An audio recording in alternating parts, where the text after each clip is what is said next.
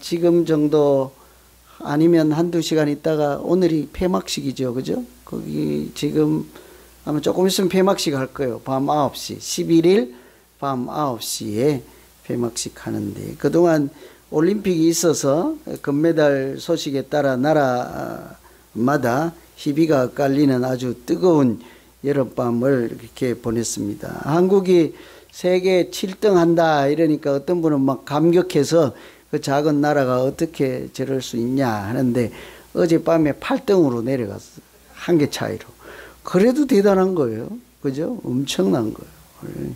그래서 올림픽 시즌이라 우리가 이렇게 올림픽에 관심을 보냈는데, 저는 메달 소식보다 꼭 이분 한번 소개해 드리고 싶은 분이 있더라고요. 저도 이번에 알게 된 분인데, 태국의 태권도 붐을 일으키신 분이다 했어요. 처음에 이분이 임시직으로 갔다가 태국 국가대표를 만들고 팀을 만들고 해서, 당시에 갔을 때는 태권도 인구가 5만 명인데요. 이분이 가서 100만 명이 된 거예요.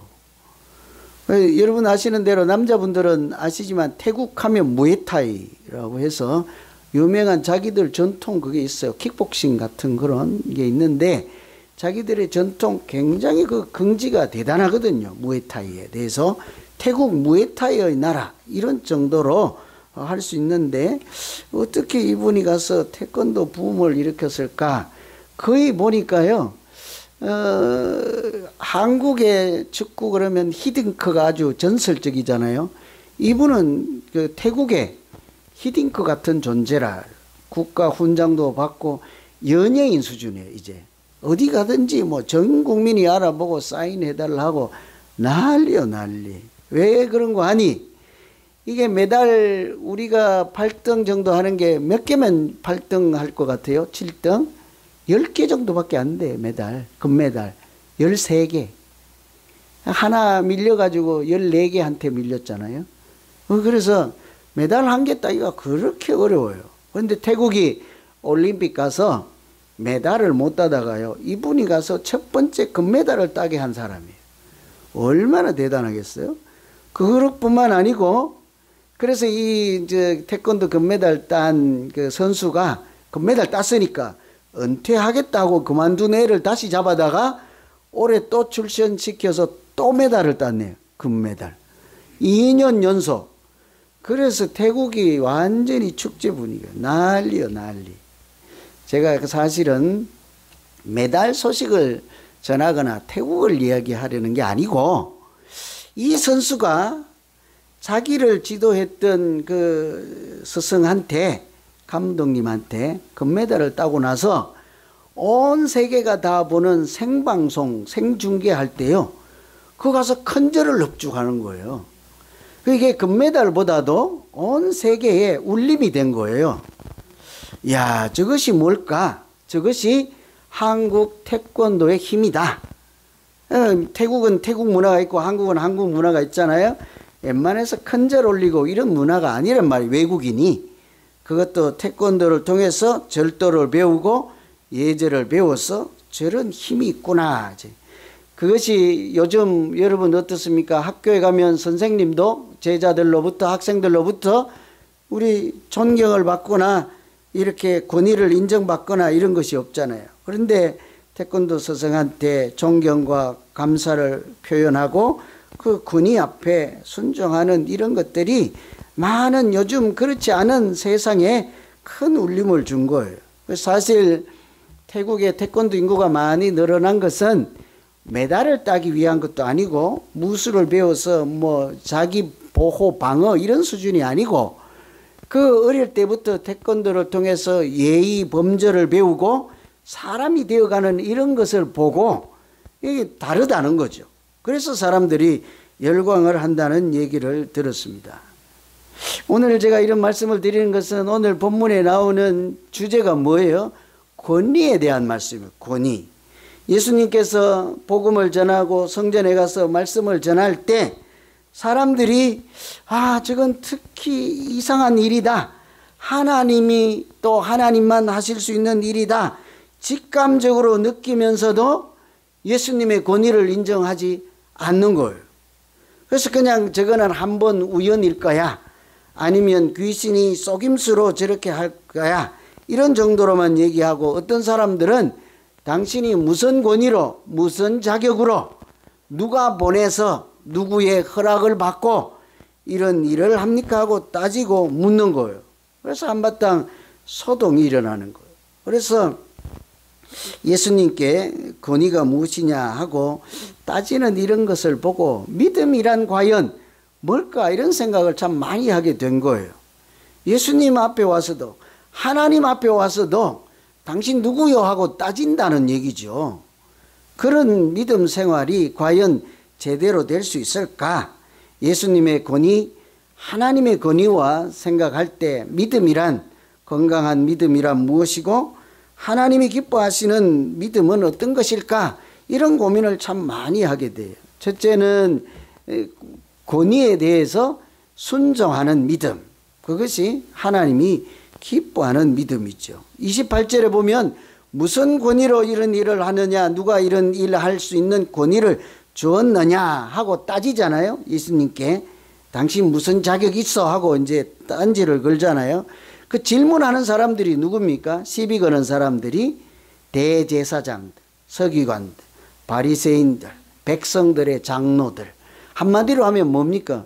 종교 지도자들 뿐만 아니라 나는 믿음이 좋다 하는 사람들인 거예요. 믿음이 좋다 하는 사람들이 저 일이 틀림없이 하나님만 하실 수 있는 일인데, 저분이 전하는 말씀이 세상의 지혜 지식에서 나오는 말씀이 아닌데 하나님으로부터 나오는 말씀인데, 직감적으로 본능적으로 느끼면서도 그 앞에 서 있는 예수님의 권위를 인정하지 않는 거예요. 그러니 그렇게 믿음 생활을 하니까 하나님과 관계 형성이 제대로 될 리가 없는 거죠. 권위를 인정하지 않는데 어떻게 신앙생활이 제대로 될 수 있겠습니까? 이 권위라는 말이 원래부터 영어로 authority잖아요. 그런데 그게 오스, 데오스라고 해서 하나님으로부터 이런 얘기예요. 권위는 하나님으로부터 나오는 것이 뿐만 아니라 하나님께서 함께 하실 때 나타나는 것이, 현상이 권위의 표현인 거예요. 말씀을 들을 때도요, 저거는 하나님의 말씀이라는 것을 인정하고 듣는 사람이 있는가 하면 저거는 아니올시다 이렇게 들을 수도 있잖아요. 그죠? 이 시간에도 마찬가지예요. 아무리 성경을 그대로 읽어도 먼저 된 자 나중되고 나중된 자 먼저 된다 이렇게 성경에 있는 그대로 토시 하나 안 바꾸고 읽어도 그 딴소리가 어디 있어 이러면 할 수 없는 거예요. 하나님의 말씀의 권위를 인정하지 않으면 믿음이 자라지도 못하고 뿌리를 내지 못하고 자기에게 영적인 성장이나 변화가 있을 수가 없는 거예요. 그래서 하나님이 우리에게 기뻐하시고 기대하고 바라시는 믿음은요, 가장 먼저는 다른 많은 일을 하는 것이 아니라 하나님을 하나님으로 인정하고 그것을 하나님의 주권을 인정하는 믿음인 줄로 믿습니다. 그 하나님의 권위를 인정하느냐 또 그렇지 않느냐에 따라서 믿음의 색깔이 많이 달라지는 거예요. 또 하나님의 권위를 인정하느냐 안 하느냐에 따라서 하나님과 관계도 많이 달라지는 거예요. 한번 생각해 보세요. 성전에 예수님께서 오셔서 병든 자도 고쳐주시고 말씀도 전하시고 왜 이 만민이 기도하는 집을 강도의 소굴로 만들었느냐 이렇게 책망을 하시잖아요. 그런데 이렇게 하시는 말씀이나 행동이나 이렇게 나타나는 현상과 은혜는 아주 특별한 것이다라고 하는데 예수님은 인정하지 않습니다. 그 권위를 인정하지 않기 때문에 나사렛 촌동네에서 온 그냥 시골 떡이 정도로만 생각하는 거죠. 그렇게 권위를 인정하지 않는 사람의 결국은 어떻게 돼요? 예수님을 죽이려고 하는 사람으로 돌변해버리죠. 내 생각과 다르니 그냥 없애야 되겠다 이런 생각을 하는데, 반대인 사람들 어때요? 하나님의 권위를 인정하는 사람. 저는 제일 먼저 이제 생각나는 사람들이 이 아브라함이 자기 아들 이삭을 번제로 드리려 할 때, 그것이 참 말도 안 되는 소리이지만 어떻게 하나뿐인 자기 아들을 제물로 바칠 수 있겠습니까? 그런데도 이것은 하나님의 말씀이다, 하나님이 주시는 명령이다, 내 생각하고는 달라도 내가 어찌할 수 없이 그 권위 앞에 순종할 수밖에 없구나 하고 번제로 드릴 때 그 아들이 죽었습니까? 전혀 그렇지 않죠. 하나님께서 반전을 일으키시잖아요. 그 수풀에 이렇게 제물이 따로 하나님이 예비 다 해 주셔서 여호와 이레를 알게 하시잖아요. 뿐만 아니라 그리고 이 사건을 통해서 아브라함이 믿음의 조상이 되는 그런 믿음의 단단한 반석 위에 서잖아요. 그런데 이 모든 것보다 하나님이 하시는 말씀 한마디가 있습니다. 이 사건을 계기로 뭐래요? 내가 이제야 네가 당신이 아브라함이 하나님을 제대로 믿는 줄로 내가 인정하노라. 얼마나 아름다운 칭찬입니까?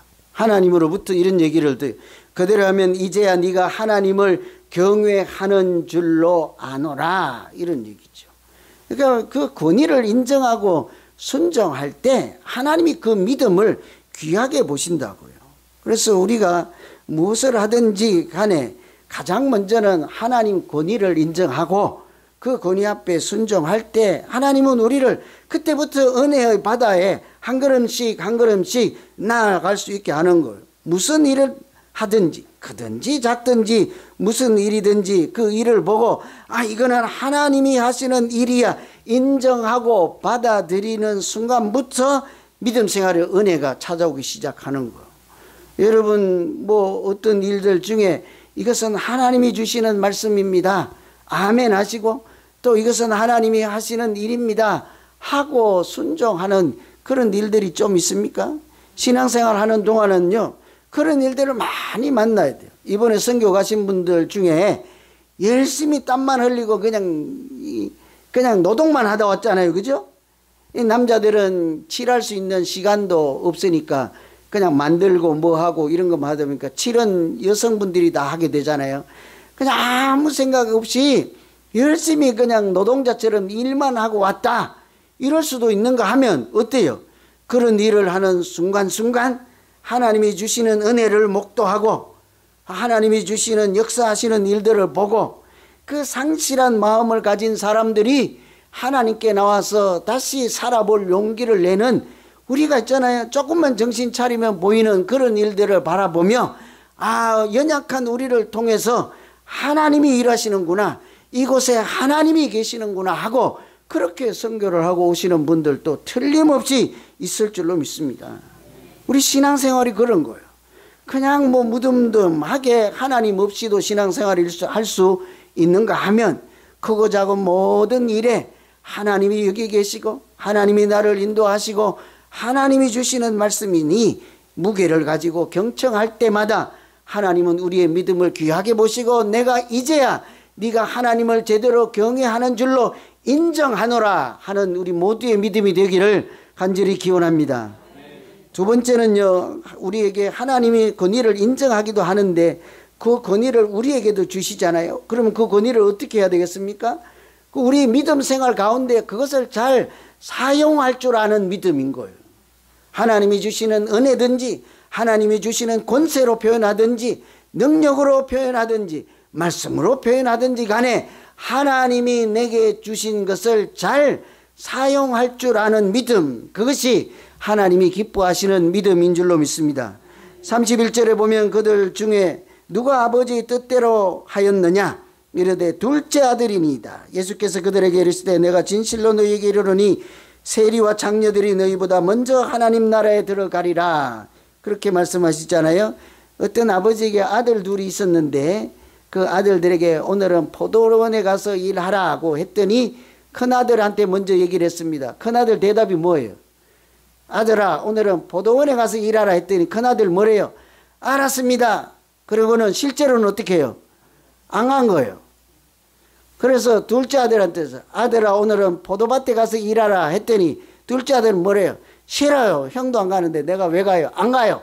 그러고는 돌이켜보니 그 말씀대로 하는 것이 복 있게 사는 것인 줄, 또 아버지를 인정하는, 권위를 인정하는 행동인 줄로 알고 나중에 이렇게 후회를 하고 회개를 하고 갔어요. 그러면 첫째 아들과 둘째 아들 중에 어떤 사람이 아버지를 아버지로 인정하고 아버지 뜻에 맞게 사는 사람입니까? 여러분 생각에 누굽니까? 간다고 했다가 안 간 사람, 안 간다고 했다가 간 사람, 차이는 요거예요. 누구예요? 말은 어떻게 하든지 중요한 것은 실제로 간 사람이 중요한 거예요. 둘째니다 그렇잖아요. 그런데 그 사람을 뭐래요? 그들이 천국에 먼저 들어가느니라 이거잖아요. 하나님이 주신 말씀대로 그 말씀의 권위를 인정하고 그 말씀을 붙잡고 사는 거예요. 하나님이 주시는 권위를, 내게 주신 권위를 그냥 집에다 묵혀두지 않고 어디에든지 가서 말씀을 전할 때든지 사역을 할 때든지 내 자신이 신앙생활을 할 때든지 하나님께서 주신 귀한 것들 선물이라고 하잖아요. 그것을 뭐라고 하든지 간에 그것을 잘 쓰는 사람을 하나님이 기뻐하시고 그들이 천국에 먼저 들어가는 사람이다 이런 거예요. 이 누구 얘기를 하는가 하면 아들 얘기로 비유잖아요. 그런데 예수님 무슨 권세로 그렇게 하십니까 하고 따지는 사람들 있잖아요. 그 대제사장들, 백성들의 장로들, 서기관들, 바리새인 이런 부류가 있고요. 여기에 그들이 먼저 하나님 나라에 들어간다고 하는 사람 세리와 창녀들이라고 표현해요. 그죠? 근데 이 두 그룹의 차이는 뭡니까? 하나님의 권위를 인정하느냐 안 하느냐 차이예요. 하나님이 주신 말씀을 경청하고 그 말씀의 무게를 인정하고 그것을 붙잡고 살아가느냐 안 하느냐의 차이인 거지요. 우리의 믿음도 마찬가지인 것입니다. 하나님이 주신 것을 그냥 내버려 두고 방치하고 그렇게 하지 않고 그것을 작은 것이라도 귀하게 여기고 잘 쓰는 사람이 하나님께 영광을 돌리는 사람들이죠. 예수님은 스스로 하나님의 권세를 가지신 분이기도 하지만 우리에게도 동일한 권세를 주십니다. 전부 다는 아닐지라도 틀림없이 성경에 여기저기에 보면 예수께서 12제자를 불러 모으사 귀신을 제어하며 병을 고치는 능력과 권세를 주시니라. 여러분 한번 질문해 볼까요? 여러분 하나님의 권세를 받으신 분들이 맞습니까? 맞긴 맞지요, 그죠? 뭐 쓰든지 안 쓰든지 그건 둘째 문제고 하나님이 우리에게 주신 것이 틀림없이 있는 사람들이에요. 그래서 다른 말씀에도 보면 믿는 자들에게는 이런 표적이 따른다 그래요. 믿는 사람들에게는 표적이 나타나기 마련이에요. 여러분 70년 80년 신앙생활 하면서요, 내가 누군가를 위해서 기도를 하든지 누군가에 가서 격려의 위로의 말을 하든지 아니면 누군가에 가서 돕는 노력봉사로서 헌신을 하든지 그런 일을 할 때마다 하나님이 살아계시는 흔적이 나타나서 우리가 하는 말이나 행동이나 노력, 헌신이 표적이 되기를 간절히 기원합니다. 표적이라는 뭐예요? 내가 했는데 하나님의 은혜가 나타나는 거예요. 내가 하는데 사람들은 그 장면, 그 현상에서 누구를 만나는 거예요? 하나님을 만나는 거예요. 그래서 어떤 사람은 이렇게 얘기를 해요. 권위라고 하는 것은 내 뒤에 하나님이 계시는 것을 믿는 것이다 그래요. 내 뒤에 하나님이 계신다. 권위를 우리에게 줬잖아요. 그럼 우리가 일을 막 하잖아요. 그냥 내 생각, 내 방식, 내 능력으로 하지 않는다고요. 이건 하나님이 주신 능력이야. 이건 하나님이 주시는 은혜야. 이것은 하나님이 주신 지혜야. 이것은 하나님이 주신 말씀이야. 우리가 선교를 가도 그냥 내 혼자 분주하게 뛰어다니는 것이 아니라 내 뒤에 누가요? 하나님이 계시지. 이런 사람하고 자기 혼자 분주히 아무 생각 없이 뛰어다니는 사람은 다르다고요. 여러분 연속곡에 나오는 대사는 외우신다 뭐요. 연애하는 연속곡 보면 뭐 이 자기 가슴 치면서 내 안에 뭐라고 그러더라? 예, 뭐래요? 권사님도 잘 안 해. 내 안에 너 있다 이런다면서요. 그죠? 그런 건 안 해도 우리는 오늘 이 말씀 권위의 입장에서 보면 뭐래요? 내 뒤에 너 있다 이러면 안 되는 거예요. 내 뒤에 누가? 하나님이 계신다. 우리 믿음 생활할 때 늘 이걸 인정하는 거예요. 여러분 사람들하고 자꾸 갈등이 있고 자꾸 삐지고 속상하는 사람들, 불평불만하는 사람들 있죠. 한 번만 생각해 봐요. 저 사람 뒤에 하나님 있지. 그럼 권위를 무시하지 않는다고요. 싸울 일이 없어요. 여러분 연약하고 가난한 자들을 만나잖아요. 그 막 함부로 하고 싶은 생각이 들 때마다 정신을 바짝 차리고 그러니까 내 안에 너 있다 이런 거는 연속극에 있고 우리는 어떻게 해요? 저 사람 뒤에 누가? 하나님이 계시지 함부로 하지 않습니다. 하나님이 지금도 눈여겨보시고 애지중지하시고 그 사람을 가르쳐 너도 내가 사랑하고 기뻐하는 자니라 하는데 우리가 어떻게 그를 함부로 대할 수가 있겠습니까? 그죠? 이런 것이 자기 권위를 인정하며 사는 것이고 자기 권위를 하나님이 주신 권세, 능력, 은혜, 말씀, 기도에 이런 모든 것들을 가지고 세상에 나가서 사는 사람들이죠. 나폴레옹이 그런 일이 있었대요. 자기가 사랑하는 에마 말이요 도망을 가서 보니까 병사가 보니까 쫄병이 보니까 저거 우리 대장님이 타는 말인데 하고 잡아다가 갖다 줬더니 나폴레옹이 얼마나 애마니까 우리 여기 탤런트 영화 배우들도 자기 강아지 잃어버리면 신문에 얼마 준다고 광고 나오던가요? 50만 불. 강아지 길에 다니면 잘 봐요. 50만 불짜리일 수도 있어요. 우리 강아지 잃어버리면 제가 500불 드릴게요. 그죠? 잘 봐요. 지인이에요. 이름이. 그죠? 근데 그 자기 애마를 찾아왔으니 50만 불이 문제겠어요. 너무너무 고마워서 그 쫄병 병사한테 이랬어요. 참 수고했네. 대위. 그런 거예요. 안 맞잖아요. 무슨 말인지 몰라서 이해가 안 가죠. 쫄병이 잡아왔는데 수고했다 대위 그런 거예요. 이 사람 졸지 나 쫄병인데요. 이렇게 안 하고 자기도 벙 쪄서 가만히 있은 거예요. 그런데 그 순간 뭐 나폴레옹이 실수를 했는지 모르지만 나폴레옹 가버렸어요.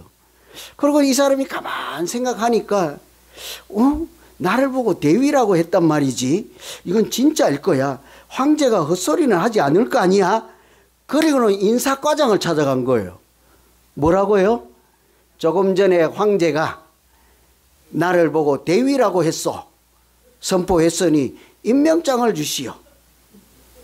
그 정도는 돼야 되지 않겠습니까? 우리도. 여러분 하나님이 우리를 뭐래요?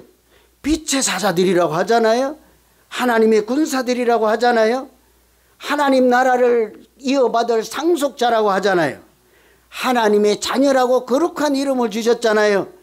그러니까 어디 가서 이 사람처럼 그래요. 사람들이 무시하거나 관심 없으면 괜찮아. 하나님이 나를 거룩한 사람이라 하고 빛의 자녀라 하고 대단한 존재로 인정해 줬으니 우리가 그 이름으로 살아갈 때 하나님은 틀림없이 우리의 믿음 생활 가운데 하나님 살아계심을 다른 사람도 볼 수 있도록 함께 하시고 인도해 주실 줄로 믿습니다. 우리도 선교 갔다 왔는데 선교의 지상명령은 마태복음 28장에 그래요. 너희는 가서 모든 족속으로 이렇게 제자를 삼고 세례를 주고 내가 너희에게 분부한 모든 말씀을 가르쳐 지키게 하라. 그래서 최고의 명령이다 그러잖아요. 선교 명령. 근데 가서 세례도 주고 말씀도 가르치고 복음도 전하는데요. 땅끝까지 가야 되는데요. 정말 중요한 건 앞에 있어요. 제가 빼먹고 안 한 거. 뭡니까? 하늘과 땅의 모든 권세를 나에게 주셨으니 너희도 가서 뭐예요? 아버지와 아들과 성령의 이름으로 세례를 주고 아버지의 이름으로 예수의 이름으로 말씀을 가르쳐 지키게 하라.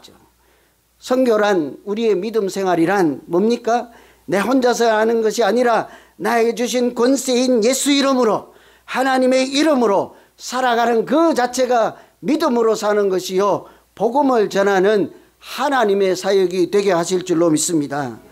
우리가 이런 것을 잘 알고 신앙생활 하는 거 하고 그렇지 않은 거하고는 너무너무 다른 거예요. 여러분 이따가 이제 오늘 맛있는 양식이 나온다는데 식사를 드실 때도 아주 예수 이름으로 거룩하게 드시고 입맛에 맞지 않는 분도 계실 거잖아요. 그죠? 갑자기 한식이 아니고 양식이 나오니까 예수 이름으로 고상하게 드시고 옆에 있는 사람들과 서로 은혜를 나누는 살아있는 믿음 생활하는 우리 모두 되기를 간절히 기원합니다. 기도하겠습니다. 하나님 아버지